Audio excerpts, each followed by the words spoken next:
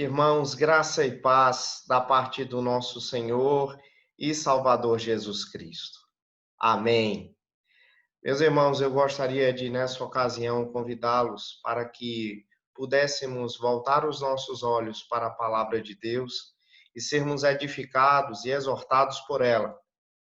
No segundo livro do profeta Samuel, no capítulo 11, nós meditaremos hoje do versículo 1 ao versículo 5 desse capítulo. Então, abra sua Bíblia no segundo livro do profeta Samuel, capítulo 11, versículo 1 a 5, que assim diz: Decorrido um ano, no tempo em que os reis costumavam sair para a guerra, enviou Davi a Joabe e seus servos com ele e a todo Israel, que destruíram os filhos de Amon e sitiaram Rabá. Porém, Davi ficou em Jerusalém. Uma tarde, levantou-se Davi do seu leito e andava passeando no terraço da casa real.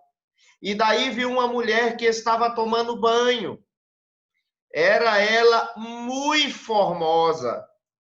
Davi mandou perguntar quem era. Disseram-lhe: é Batseba, filha de Eliã e mulher de Urias, o heteu. Então enviou Davi mensageiros que a trouxessem. Ela veio e ele se deitou com ela. Tendo-se ela purificado da sua imundícia, voltou para a sua casa. A mulher concebeu e mandou dizer a Davi: eu estou grávida. Irmãos, eu gostaria de convidá-los para que nesse momento nós pudéssemos orar ao Senhor nosso Deus, pedindo a Ele graça para esse momento tão importante que nós teremos agora em que a palavra de Deus será exposta às nossas vidas.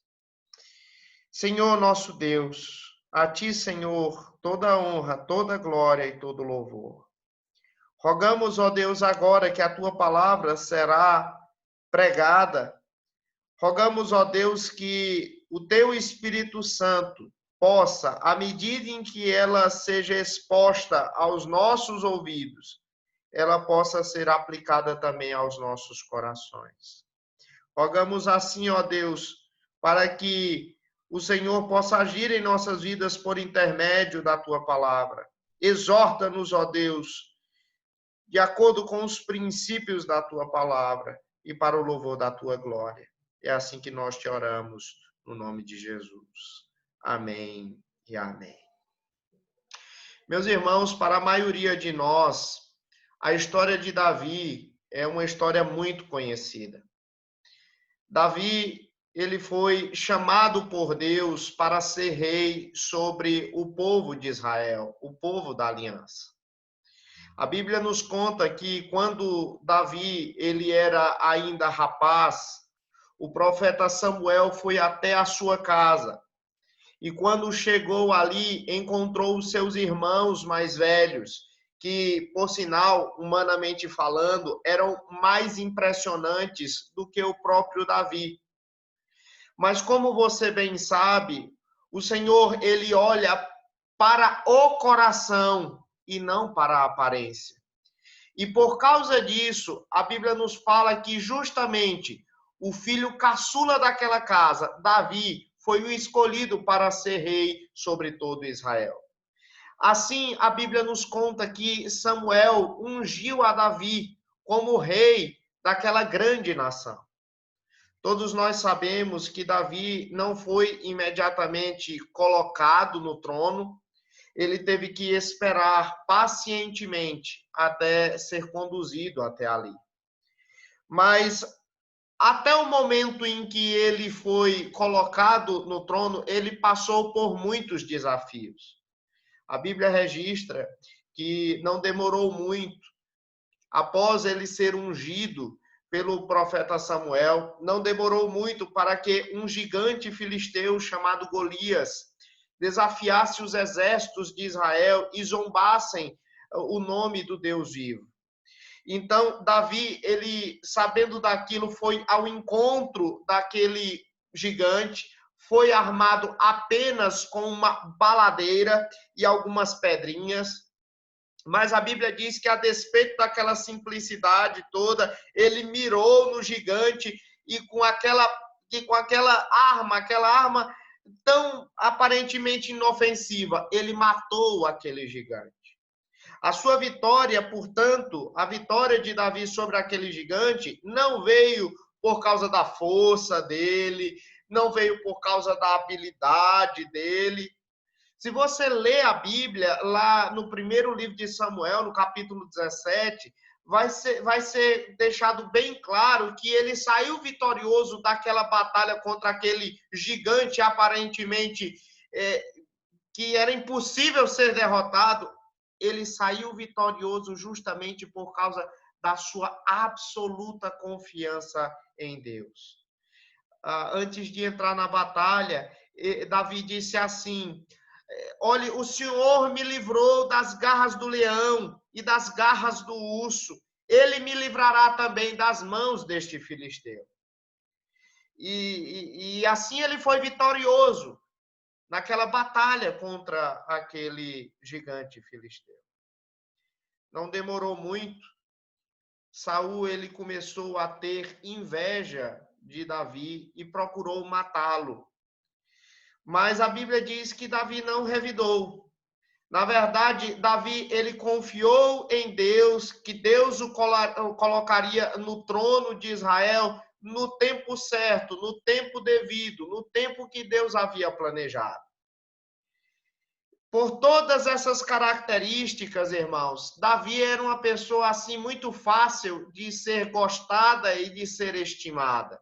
Por sinal, o nome Davi em hebraico significa amado.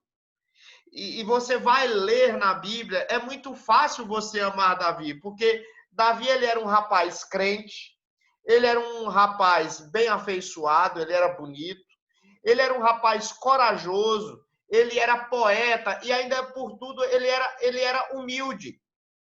E não é sem razão, portanto, que você lê na Bíblia e você percebe que várias pessoas amavam a Davi. O rei Davi, por exemplo, ele foi amado por Saul, pelo menos no começo da relação de ambos.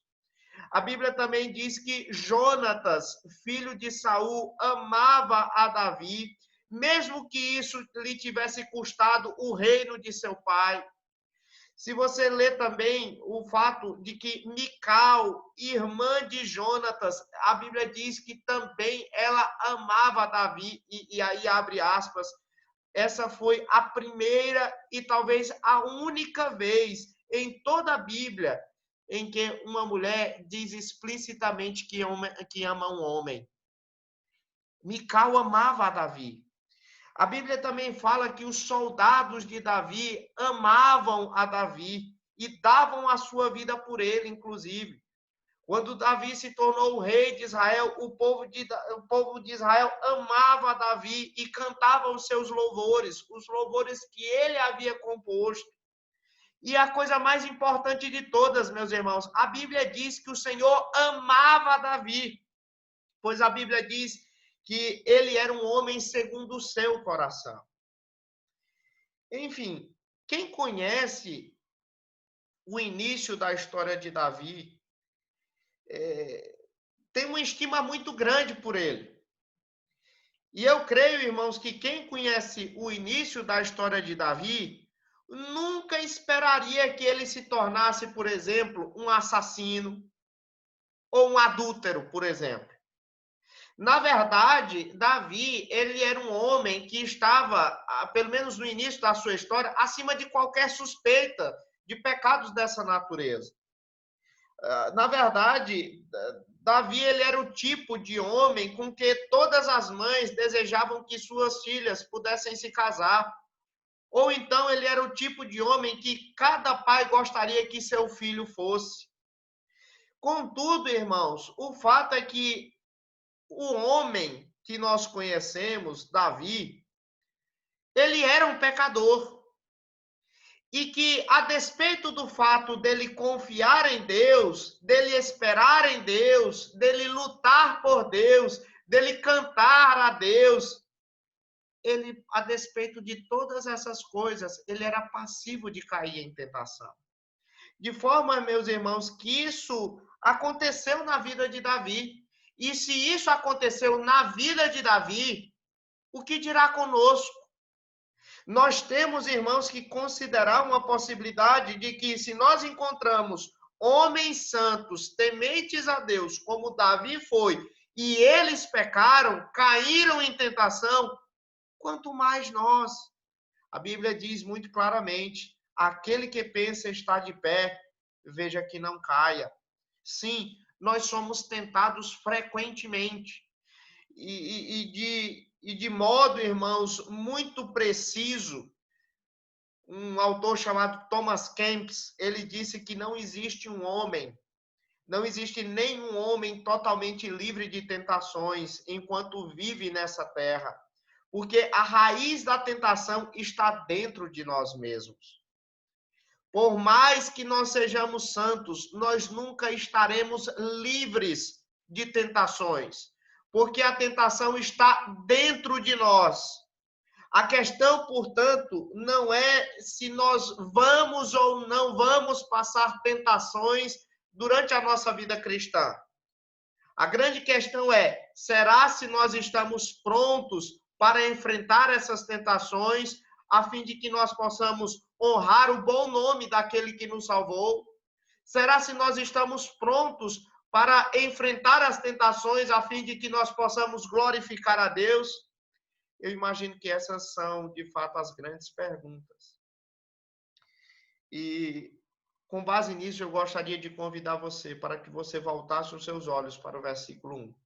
E nós iniciássemos, assim, a leitura da palavra de Deus e a sua correspondente exposição. Veja só, versículo 1. Diz assim a palavra de Deus: decorrido um ano, no tempo em que os reis costumam sair para a guerra, enviou Davi a Joabe e seus servos com ele, e a todo Israel, que destruíram os filhos de Amon e sitiaram Rabá.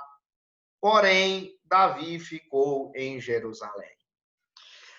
Nós somos informados, irmãos, aqui nesse versículo, que os eventos narrados neste capítulo, eles ocorrem durante a primavera.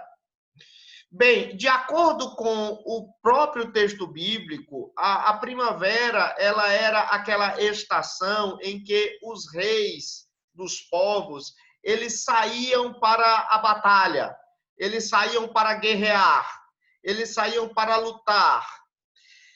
Contudo, irmãos, a Bíblia diz que por alguma razão que nós não sabemos, em vez de Davi sair e acompanhar o seu exército e batalhar com eles, a Bíblia diz que Davi permaneceu lá em Jerusalém.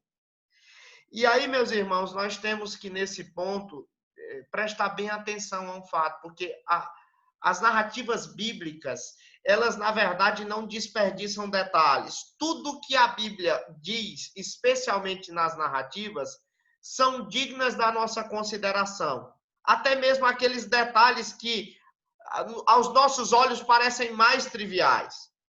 O ponto aqui no versículo 1 é o seguinte: os reis deviam sair para a batalha. Eles não podiam deixar o exército batalhar sozinho. De tal maneira que Davi estava errado ao ficar ali no palácio. Quando Davi ficou no palácio, em vez de batalhar, em vez de ir para a guerra, na verdade ele estava falhando em cumprir um dos propósitos pelos quais Deus o havia colocado no trono, porque aquele era o dever real dele, fazia parte das suas obrigações. Como rei, ele deveria servir ao seu povo. Como rei, ele deveria até, se fosse o caso, entregar a sua própria vida para proteger o povo e para assim dedicar-se aos interesses do povo. Ele não podia ficar em casa. Ele não podia ficar sentado no sofá. Ele não podia ficar em casa repousando enquanto o exército lutava. Ele tinha que liderar as tropas na batalha, mas ele não fez isso. Diz aqui o versículo 1 que durante a tarde, uma hora que todo mundo estava trabalhando, ele estava dormindo. E em um determinado momento da tarde, ele acordou. Isso, meus irmãos, é um sinônimo de ociosidade. E eu gostaria de falar uma coisa muito importante para você. Muito cuidado com a ociosidade. O ditado popular diz que mente vazia é oficina do diabo. Irmãos, boa parte dos nossos pecados, eles ocorrem não quando nós estamos trabalhando, não quando nós estamos suando a camisa, não quando nós estamos dando duro. Boa parte dos nossos pecados ocorrem justamente quando nós não estamos comprometidos ou empenhados em algum serviço, em alguma tarefa. Porque Deus não nos criou para ociosidade. Ele nos deu 6 dias de trabalho e 1 de descanso. E até mesmo esse dia de descanso não é sinônimo de ociosidade, porque nós temos que louvar a Deus, nós temos que servir ao Senhor durante esse dia. E também devemos praticar serviços de misericórdia, trabalhos de misericórdia. De tal maneira, meus irmãos, que quando nós vivemos e não agimos de tal maneira que o nosso tempo ele seja ocupado com tarefas que glorificam a Deus, esse tempo ele vai ser utilizado para o pecado. E foi justamente isso que aconteceu aqui no texto de 2 Samuel, no capítulo 11. Foi dentro desse contexto de ociosidade que ocorreu o episódio narrado no versículo número 2. Veja só, versículo de número 2, por favor. Diz assim a palavra de Deus, que uma tarde, levantando-se Davi do seu leito, e andava passeando no terraço da casa real. Daí viu uma mulher que estava tomando banho. Era ela muito formosa. A Bíblia nos conta, meus irmãos, que no final de uma tarde, em vez de estar em uma batalha, Davi estava tirando uma soneca. Ele estava dormindo. E quando ele acordou, ele foi caminhar pelo seu palácio em Jerusalém, que ficava no alto de uma montanha. E de repente, então, do alto do seu palácio, ele viu a forma, ele viu o corpo de uma mulher muito bonita. Se ele tivesse visto essa mulher acidentalmente tomando banho, ele não teria sido culpado de nenhum pecado. Mas Davi, ele, em vez de apenas ver aquela mulher, a Bíblia nos fala que ele começou a olhar com um olhar fixo nela. Irmãos, ele olhou, na verdade, de cima para baixo, pensando naquilo que gostaria de fazer com aquela mulher, imaginando possibilidades sexuais com ela. Isso foi o que aconteceu com Davi. Quanto mais ele olhava aquela mulher, mais ele a desejava. E aqui, meus irmãos, nós precisamos aprender uma coisa muito importante a respeito de nós mesmos. Muitas vezes os nossos olhos, eles servem como uma espécie de janela para o nosso coração. Sim, o que eu quero dizer, irmãos, é que muitas vezes aquilo que nós enxergamos será aquilo que nós desejamos no nosso coração. O que enxergamos com os olhos é aquilo que nós desejaremos com o coração. Existe um puritano chamado Thomas Watson, que ele disse corretamente que imagens sexuais, elas transmitem secretamente veneno ao nosso coração. E existe um outro homem chamado John Freeman. Esse homem, ele chamou esse coração que está envenenado por esses desejos lascivos, ele chamou esse coração de coração pornificado. Ou seja, é um coração que está mais disposto a amar os prazeres da carne do que amar ao próximo e até o próprio Deus. E se você E se você perceber, isso é verdade. Se você conhecer alguém que vive nesse pecado de lascívia, você vai perceber que essa pessoa, ela não está interessada necessariamente em demonstrar um amor real e maiúsculo, nem por Deus, nem pelo próximo.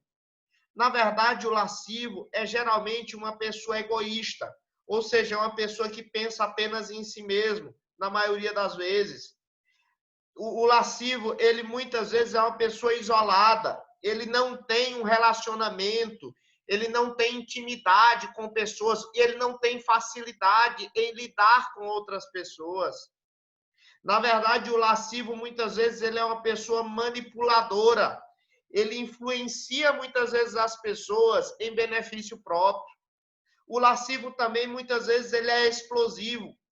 A ira do lascivo, ela é muitas vezes usada justamente como uma válvula de escape, para que ninguém aponte o dedo para ele e diga que ele é pecador, dizendo que ele precisa mudar de comportamento.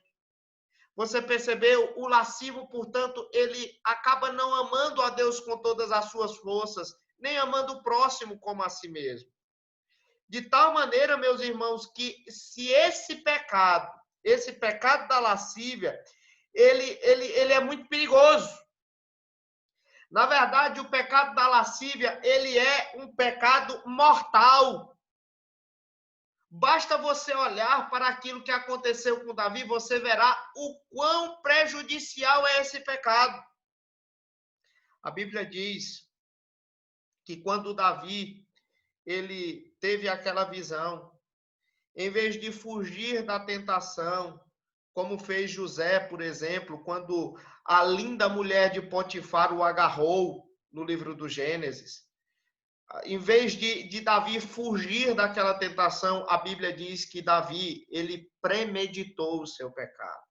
Veja só o versículo de número 3. O que é que diz o versículo de número 3? Davi, ele mandou perguntar quem era, ou seja, quem era aquela mulher que ele havia visto tomando banho. E disseram-lhe, é Batseba, filha de Eliã e mulher de Urias, o heteu. Irmãos, o texto aqui nos fala que quando Davi mandou perguntar quem era aquela mulher, ele recebeu uma resposta assim, muito detalhada. Aquela mulher, ela tinha um pai e ela tinha um esposo. Ela estava debaixo da autoridade desses dois homens. Ela era uma mulher casada, mas ela era uma mulher de família. Obviamente, meus irmãos,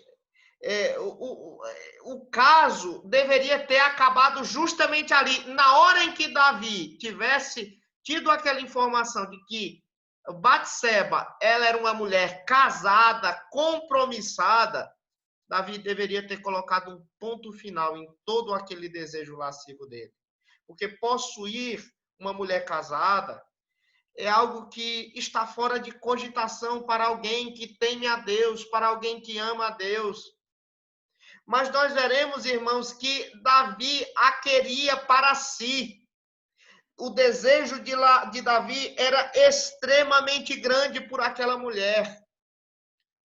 E como ele era rei sobre todo Israel, nós sabemos que ele tinha poder, inclusive, que outros homens não tinham.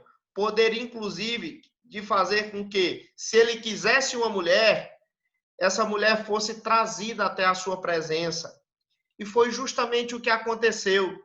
Davi, imbuído da sua autoridade, ele injustamente mandou trazer a Batseba à sua presença. Veja só o início do versículo 4. Diz o texto que então enviou Davi mensageiros que a trouxessem. Ela veio e ele se deitou com ela. Irmãos, o texto aqui nos fala que Davi, ele acabou tendo uma relação com aquela mulher, justamente no abuso da autoridade que Deus havia lhe dado como rei sobre todo o povo da aliança. Irmãos, Davi não precisava fazer aquilo. Davi, ele tinha a opção de resistir àquela tentação. A Bíblia diz claramente: não vos sobreveio tentação que não fosse humana, mas Deus é fiel e não permitirá que sejais tentados além das vossas forças. Pelo contrário, juntamente com a tentação, vos proverá livramento, de sorte que a possais suportar.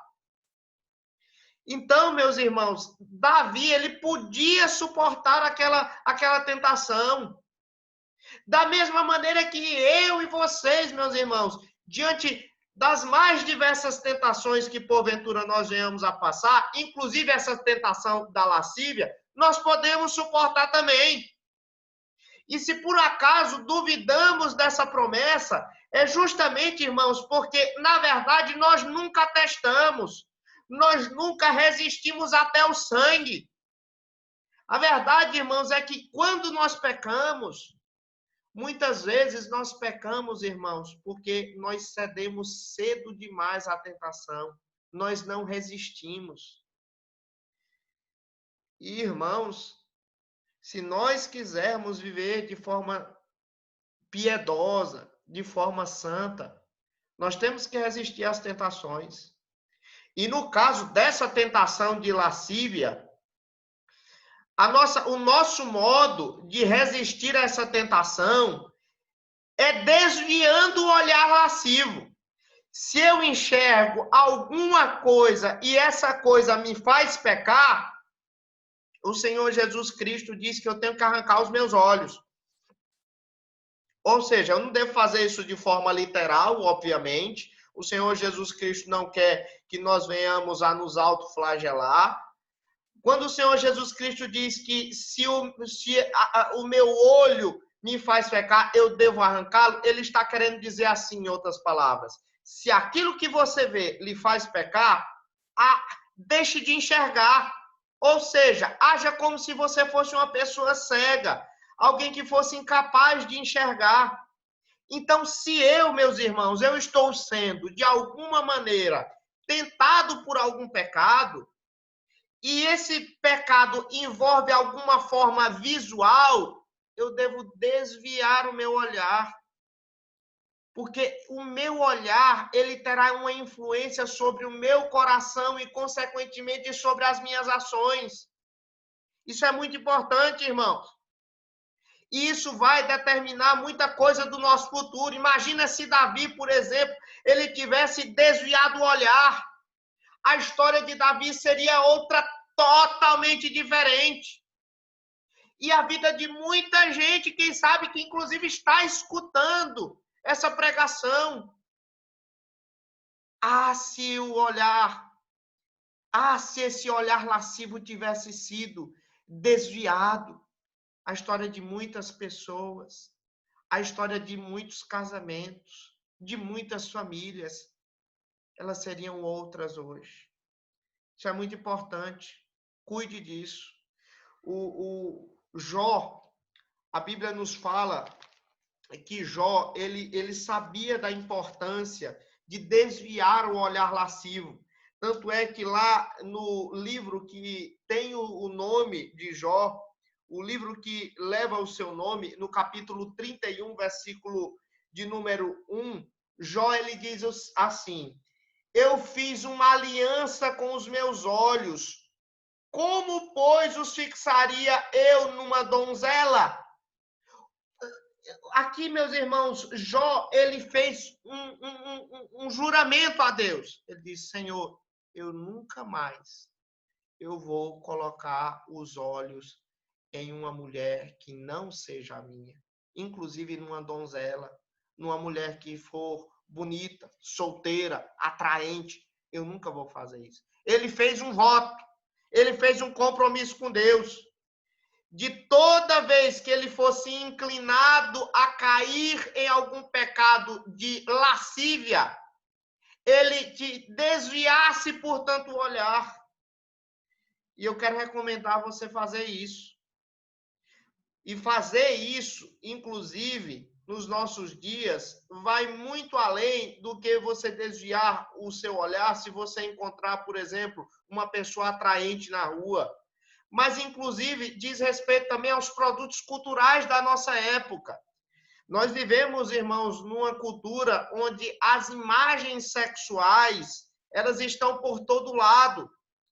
Nós vivemos num país onde, na verdade, a pornografia se tornou algo cultural. Veja as novelas, veja o carnaval. Nosso país para por uma semana, praticamente, por conta do dito carnaval, a festa na carne, onde pessoas elas praticam os mais terríveis atos de prostituição e de lascívia. Olhe, por exemplo, as publicidades nos shopping centers. Olhe os outdoors das cidades, pessoas seminuas. O que acontece, irmãos?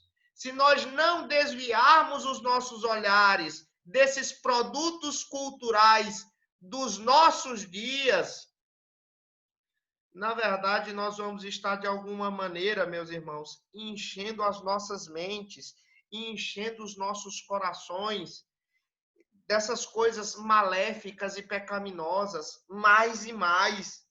A ponto, irmãos, de as nossas atitudes acabarem, de alguma maneira, refletindo aquilo que há na nossa mente e no nosso coração.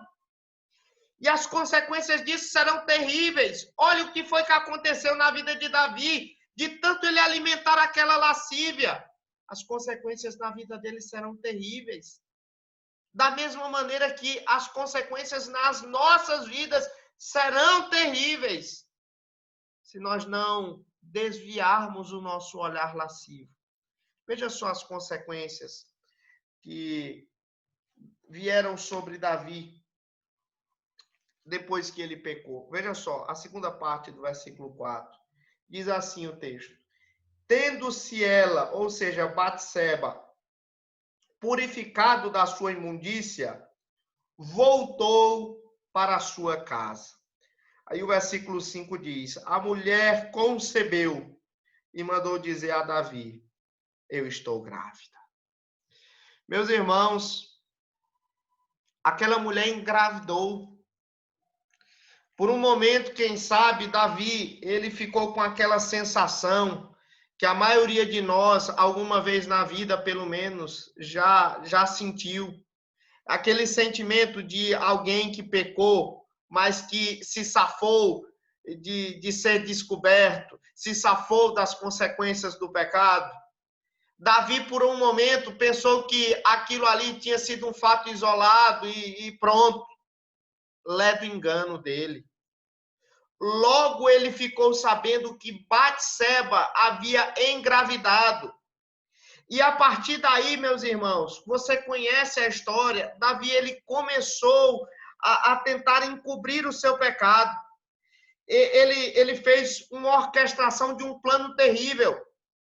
A Bíblia diz que ele convocou o marido daquela mulher, Urias, que estava inclusive no campo de batalha. Então ele convocou aquele homem de volta a Jerusalém, embebedou aquele homem e o enviou de volta ao exército, com ordens que, na verdade, mais pareciam uma sentença de morte. E, de fato, irmãos, a Bíblia diz que ele morreu justamente por causa daquelas ordens que Davi havia dado para ele. Embora Urias, ele mesmo tivesse intenção de honrar o rei, e também de obedecer às determinações do rei. Aí a pergunta que fica para nós é que, depois da morte de Urias, o problema de Davi foi resolvido? O problema de Davi havia sido resolvido em dar cabo à vida do marido, da mulher com que ele havia adulterado? Resolveu? Não. Você lerá aqui o versículo 4 e o versículo 5, você perceberá que essa atitude de Davi só o tornou mais culpado ainda. Porque além do adultério que ele havia cometido, agora ele é culpado de engano, ele é culpado de furto, ele é culpado agora por assassinato. Ou seja, ele encobriu aquele pecado. Mas, à medida em que ele encobriu o pecado, tornou aquele pecado pior ainda. Mas graças a Deus, meus irmãos, mas graças a Deus, que a despeito do pecado de Davi, ele tinha um amigo que se importava com ele, a ponto de confrontá-lo. Os bons amigos não são aqueles que nos elogiam quando nós estamos errados. Os bons amigos, os melhores amigos, os amigos mais santos que nós temos, são justamente aqueles que, enxergando o nosso pecado, enxergando as nossas faltas e as nossas falhas, eles vêm ao nosso encontro e nos confrontam com a autoridade da palavra de Deus. E foi justamente o que aconteceu. Davi, ele tinha um amigo que o amava o suficiente a ponto de confrontá-lo. E a Bíblia nos conta, então, que esse homem era o profeta Natã. Natã foi até a presença de Davi e listou todas as transgressões de Davi.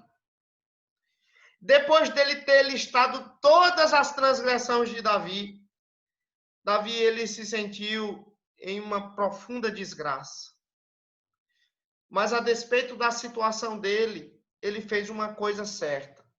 Na verdade, a única coisa certa em toda essa história envolvendo Batseba. Você sabe qual foi a única coisa certa que ele fez em toda essa história? Foi confessar o seu pecado.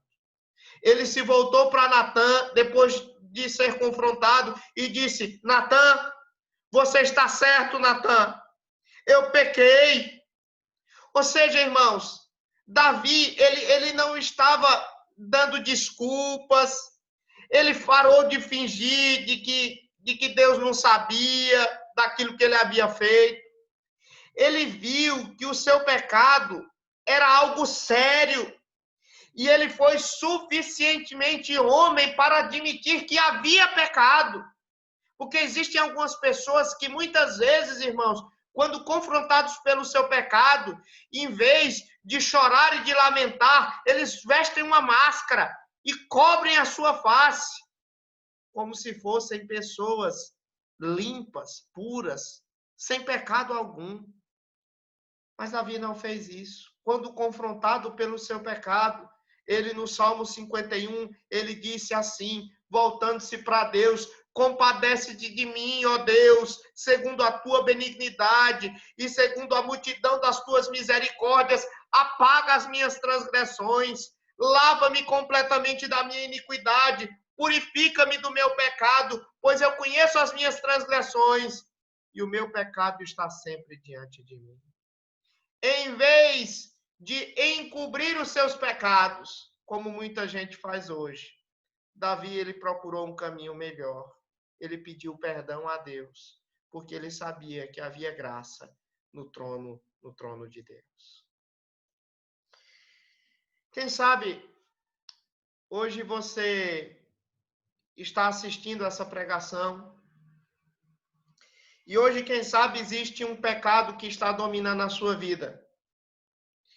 E talvez esse pecado esteja dominando tanto a sua vida a tal ponto de você achar que é impossível você se libertar dele. Eu gostaria de afirmar para você, meu amigo, meu irmão, que caso você esteja nessa situação, eu gostaria de dizer que você está num estado perfeito para Deus fazer algo em sua vida que jamais aconteceria se você se achasse uma pessoa autoconfiante, se você se achasse uma pessoa boa demais.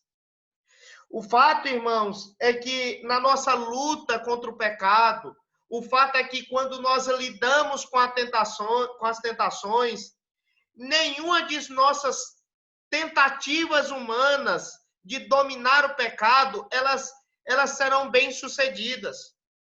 Todas as nossas atitudes humanas, distintamente humanas, elas, na verdade, estão fadadas ao fracasso. Mas quando nós lemos o Evangelho, nós percebemos que somente o poder de Deus pode nos dar vitória sobre as tentações e sobre o pecado. Por isso eu gostaria de convidar você a colocar a sua fé em Deus. E você encontrará aí sim vitória e a verdadeira liberdade em cima do pecado e sobre a tentação. De tal maneira que quando você pecar, não se afaste da cruz de Cristo. Corra para a cruz de Cristo, porque lá você vai encontrar um Salvador, o verdadeiro Filho de Davi, que nunca pecou, nenhuma única vez só. Não que ele nunca tivesse sido tentado. A Bíblia diz que ele foi tentado, e tentado em todas as áreas, em tudo, incluindo justamente as tentações que Davi enfrentou, como a lascívia, como a falsidade, como o assassinato e todos os outros pecados mortais que Davi passou e eu e você passamos. Mas Jesus nunca pecou. E como resultado dessa vida perfeita, ele morreu na cruz, oferecendo um sacrifício perfeito pelos nossos pecados. De forma que hoje, meu irmão, quando lhe sobrevier, porventura, imagens lascivas em sua mente e em seus corações, você pode confrontar essas imagens com outras imagens, as imagens do Calvário. O que eu estou dizendo para você é que toda vez que lhe sobrevier imagens lascivas em sua mente, lembre-se de Cristo crucificado. Porque eu duvido que você vai pecar quando você lembrar de Cristo crucificado. Eu duvido que você vai ter coragem de tomar a atitude de pecar, consumar o pecado, tendo essa lembrança do nosso Redentor sofrendo na cruz pelos nossos pecados. É esse Redentor, é esse nosso Salvador, que nos oferece perdão e libertação de todas as nossas tentações e de todos os nossos pecados. Vamos orar? Senhor nosso Deus, nós queremos te agradecer por Jesus Cristo, que não apenas perdoa os nossos pecados, mas também nos liberta do jugo do pecado. Rogo a ti, ó Deus, em nome do teu Filho bendito, que possamos, ó Deus, viver vida santa diante do Senhor, de modo que possamos amar ao Senhor e amar o nosso próximo, não vivendo de forma lasciva, mas de forma consagrada e temente ao Senhor, pois os nossos corpos são templos do teu Espírito Santo.